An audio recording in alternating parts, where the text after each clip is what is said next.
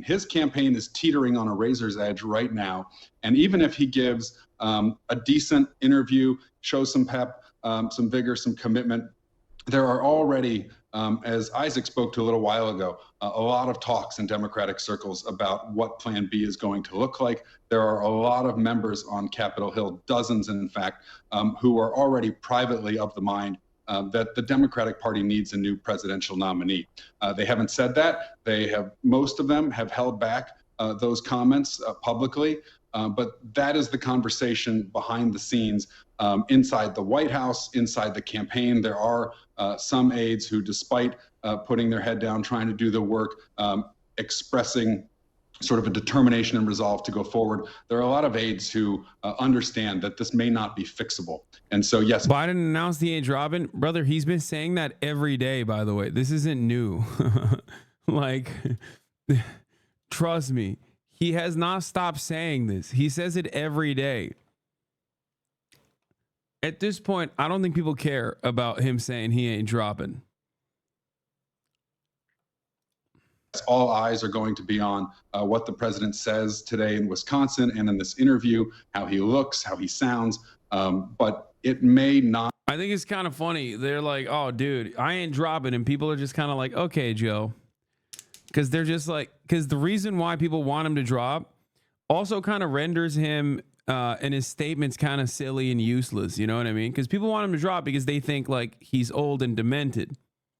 So when the old demented guy says, I ain't dropping, people are like, okay, old man, come on. Let's get you to bed, grandpa.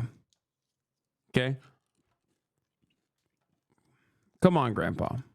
Not be enough to allay the anxieties that a lot of people have across the party, that the president's biggest liability is just not something that can be fixed, and politically speaking, that it may already be fatal. Joining us now is Larry Sabato from the University of Virginia Center for Politics. Larry, always good to have you on.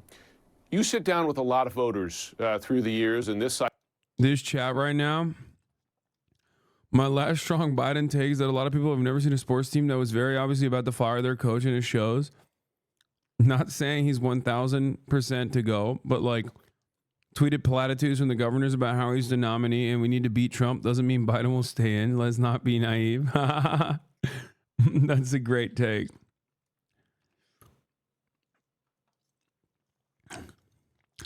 Biden says governors didn't say shit to his face after MA Gov now asked him to reconsider. You guys saw the governors, every one of them in that room.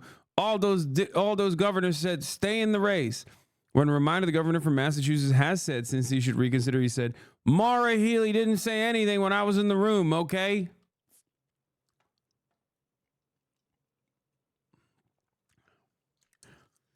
They ain't say shit to my face, Jack.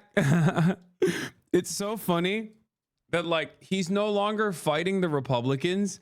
He's now fighting the Democrats, okay? Which is not a good position to be in when you're supposed to be tapping into every part of your party.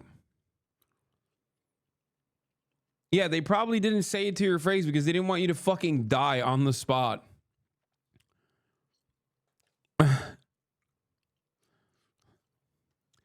Say it to my face. See what happens. Say it to my face, Jack. See what I'll do to you.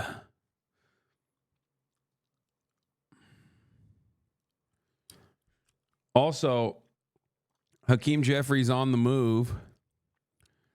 News, Rebecca Kaplan. Representative Hakeem Jeffries, leader of the House Democrats, is convening a virtual meeting with his committee ranking members at 2 p.m. Sunday, 3 sources tell NBC News. One of those sources says the meeting is expected to focus on Joe Biden and make calls from some lawmakers and donors to step aside. House and Senate Democrats plan meetings to discuss Biden's 2024 prospects. Dems who are vastly more popular than he is, mind you. Okay, to be fair, Biden is currently one of the most unpopular politicians in the country. As of today, he has officially reached literally the lowest approval rating of his political, not his political tenure, but actually might even be his political tenure, but his lowest approval rating of his presidency. Okay? He's not just underwater, he's now beating records. But most importantly, like I said, millionaire Disney heiress says she's pulling funding to the Democrats until Joe Biden exits the 2024 race. Abigail Disney is calling for President Biden to leave the race.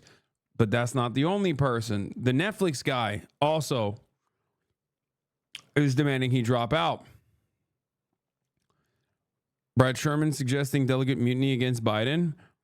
Congressman Brad Sherman countered popular belief. Rules of the Democratic Party do not require that the pledged delegates vote for Biden at the convention. Party rules require delegates' votes reflect the sentiment of those who elected them at the time the delegates cast their ballots. Democratic primary voters have one overarching sentiment: we need a candidate who will beat Donald Trump.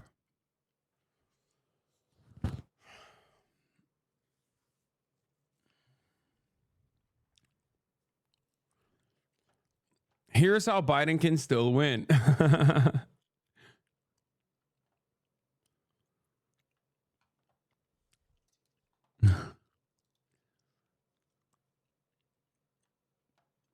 The libs on Reddit are accusing people of being a Russian bot if you mention this. Yes. Redditors are completely out of control with their pro-war, pro-Biden, pro-whatever. They are the last bastion. They are the guys who are going to the fucking Biden.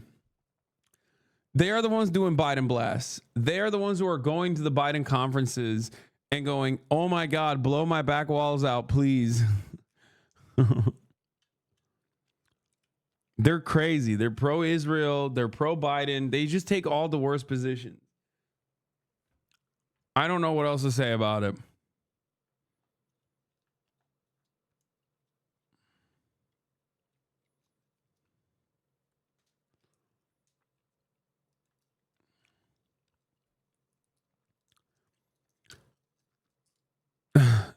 Libs on Reddit have lost their fucking minds. They genuinely are saying shit like Republicans are making leftists hate Biden. It's crazy. Yeah, they have lost their minds. They have been losing their fucking minds.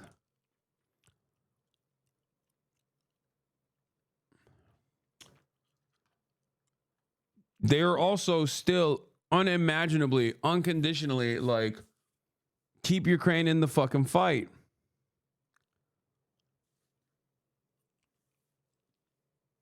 Down to the last Ukrainian. Israel must finish the job. They're super, super pro-Israel, which is, of course, immediately at odds with the Ukraine position, because Ukraine is the country being invaded and morally is righteous in their emancipatory quest to remove the invading forces, the Russian forces, from their borders. Whereas Israel is also the invading force in this, so they're closer to Russia in that regard, and yet they are still pro-Israel. This is because Redditors are the worst type of liberals. They are the unironic, free Democratic Party analysts. They fancy themselves as flacks. They fancy themselves as wonks. They think they are working on K Street, working in DC. They're working on the Hill. They're staffers, except they're not.